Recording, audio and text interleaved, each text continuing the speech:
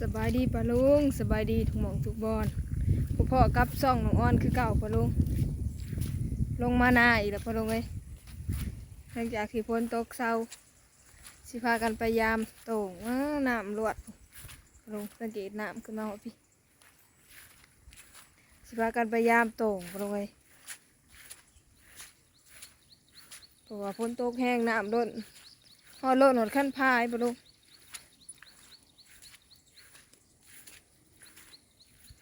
มาดูน้ำกันว่าสีใดจากโต ตอนนี้ก็ประมาณบ่ายโมงครับพี่น้องบ่ายสองเลยวันบ่ายสองเพราะว่าแถวทางงานก็ยังน้ำยังรวดบนระเบิดลงเลย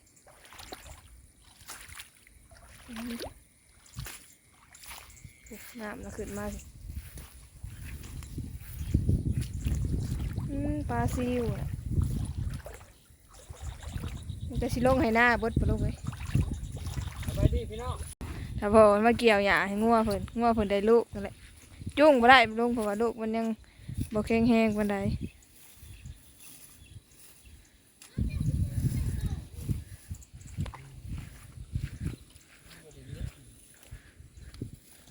เราสิพากันไปยามโต่งลงเลย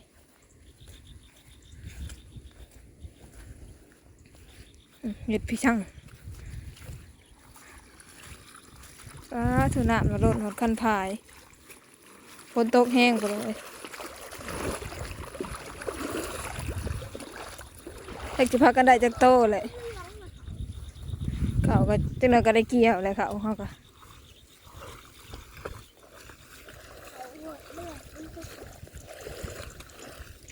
น้ำมันจะลดคันพายเขาบอกฝนตกแห้งตัวน้ำหมดไรแห้งพวกเขาจะล่ม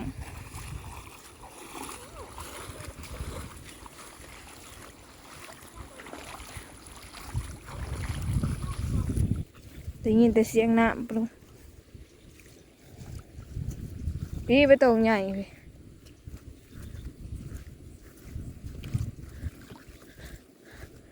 จะเต็มคันน้ำพายแห้งอะไรรอปลุยถ้าก็เศร้าหวังที่อย่างนี้แหละพ้นกัน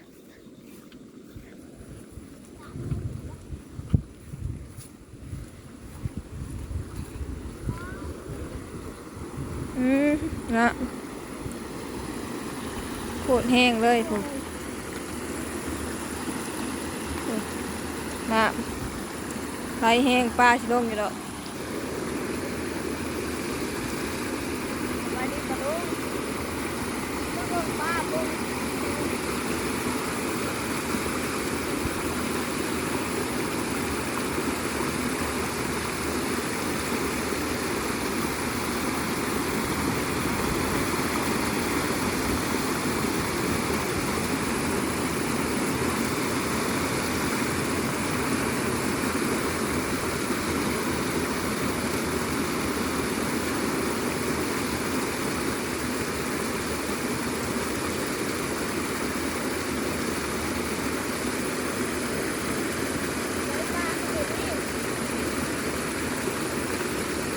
บ่มีปลาสัตว์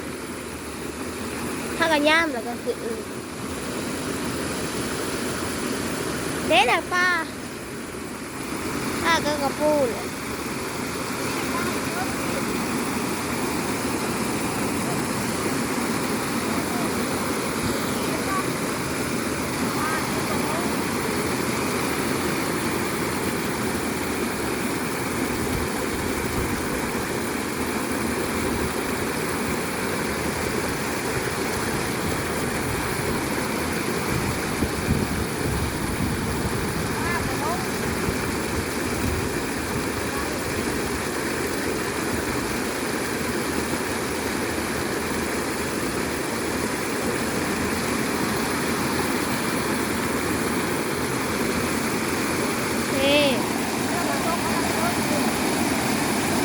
โต่งเขาไล่ปลาซ้ำนี่มาลงเลย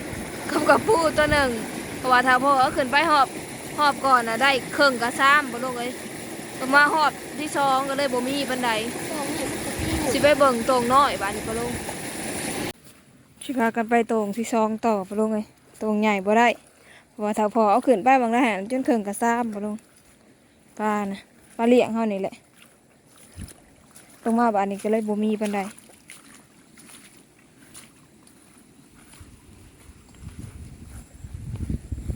ตกหน่อยจักสิมีหรือบ่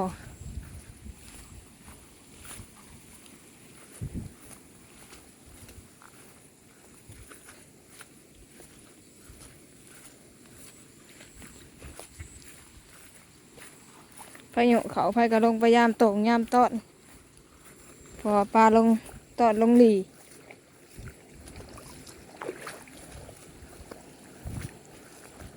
ว้าวแถวนี้น้ำลวลาดบนเลย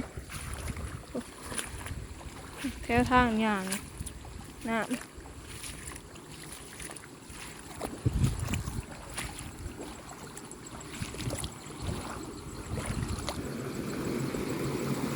ตรงนี่มีอยู่พอฉัน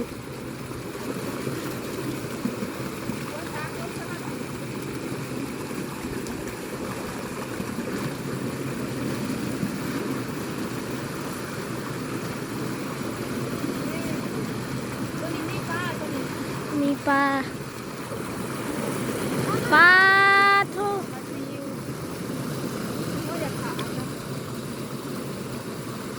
ตรงชวนมันเท่าไหร่อันเนี้ยค่ะ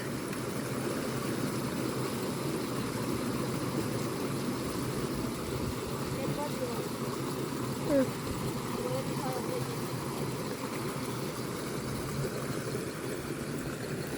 โตก็ดีได้ร้ายโปรเลยปลาซิว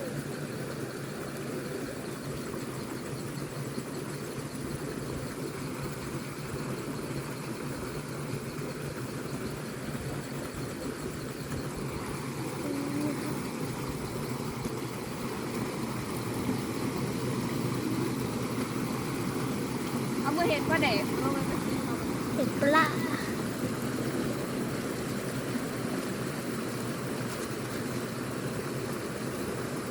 ปลาทู ปลาเค็งน้อย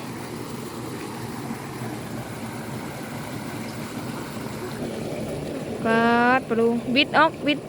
ยามันปลาเค็งน้อยปลาลูเอากระปูสิออกเลยจับไว้จับไว้วิดตีนมันออกก็ได้ออกมานอกไปปลาเถอะเกือบครึ่งกระตาปลาลู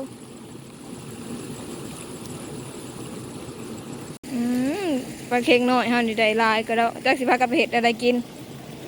หรือว่าเอาไปทอดบ่อ้าทุบอย่าให้มันสิไตออกทบมันไว้แล้วมันจังบ่ไตออกปลาคอน้อยก็มี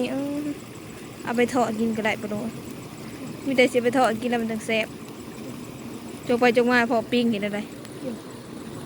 ยังมีปลายังนี่ปลาอันนี้ปลาเลี้ยง มีแต่ปลาขอปลาเค็ง ปลาซิวน้อยเด้อนี่เดี๋ยวไปขวดมันเก็บเอาเขียนกระปูได้สิไตออกวันบ่ได้บีตีนมันคำปฐมมันไว้กระปูไป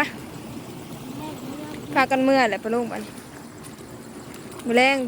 ผู้แลหมดมื้อผู้แลบาดนี่ให้ถ้าพอมาย่ามบ่กะมาแล้วบ่อนต่อยแมงคามเจ้าก็มีอยู่จักอ้อยแมงคามนี่บ่ฝนตกแล้วบ่มีบ่ไม่ช่วยกับพาดวันอีกเลยพี่ยางก็พี่เลยก็ได้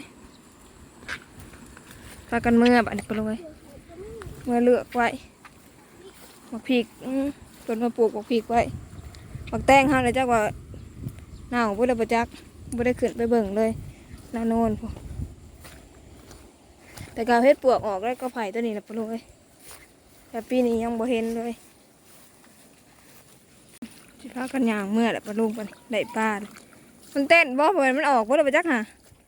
เอาใบไม้นี่ปกนี่ใบไม้ใหญ่ๆนี่ย่านปลาเต้นออกบิดเอาใบมันมาปกไว้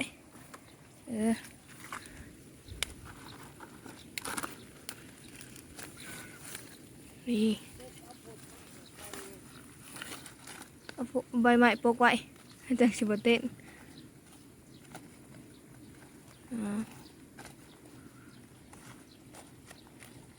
โอเคไปเมื่อพอละเอากันเมื่อเลย